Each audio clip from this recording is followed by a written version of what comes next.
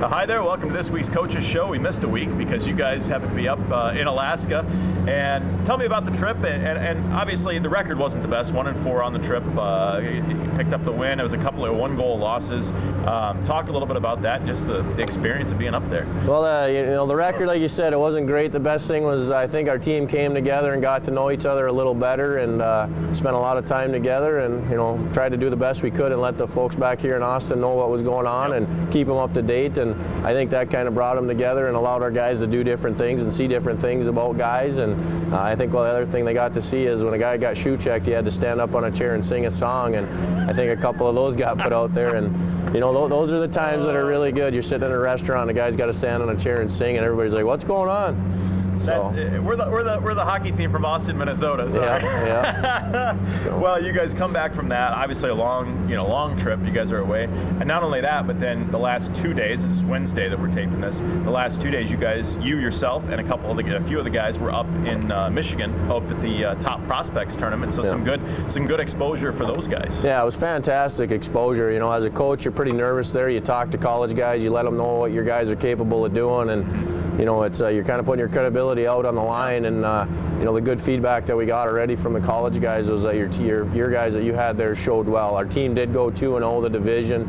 We got some good players in the division, so it's great that the team wins, and also to hear that from the other D1 guys that your kids showed well there. And that's not really a surprise, given we've talked about the race right now with the 3 teams at the top of the division, kind of bunched right now. There is a lot of talent. It's nice. Anytime you win, I think that's automatically going to draw the attention of scouts and everybody else involved with the game. Yeah, when you're at the next level, I've been there, and you're looking for winners. You're not just looking for quality people. You're looking for people that are accustomed to winning, that understand what it takes to win. It's you don't just show up, lace the skates on and win because you're a better, talented team. Right. There's a lot of other tangibles that go in there, and when you find players that win, they have that inside them, they understand it, and they expect when they put the skates on that they're going to win the game. And you guys had, I know we talked about this a couple weeks ago, but it's been a while. Bretner was there, Dickman was there. Yep. Let's see if I can get all 5 of these. There's 5 of them, right? Caps didn't play, right? No, Caps played in Prospects. He played in the 18 under team. Yeah. Oh, man, who are the other 2? Lucas Coles, Drew Anderson. I was just about to say Anderson. All right, Nick so I got 4 of the 5. And Leclerc. No, Lear, the goalie. Oh, Nick Lear. Okay, I was going to say Leclerc's already committed. Yep.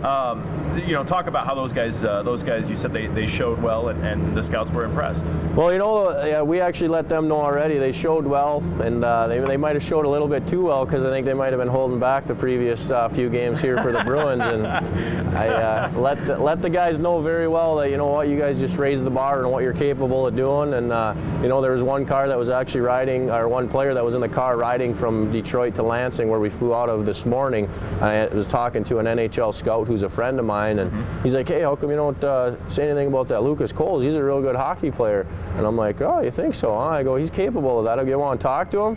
So Lucas thought I was joking, and I handed him the phone to an NHL scout that, told him, "Hey, you're a pretty good hockey player. What's going on? How come you're not doing this? You're not doing that? Like, you do some good things." Kind of a wake-up call, I guess. It's like, these guys, we expect more out of them than I think they expect out of themselves sometimes, and they don't maybe believe how good they're capable of being, and they're wondering, why is he so mad? Why is he so yelling at me trying to do this? I think I'm playing pretty good, and you see the potential, and then we just see you got more. There's more, and that's one of the biggest things about coaching is you got to try to get kids to the next level, and we talk about it all the time. You got to find another gear. You got to find another level. There's more.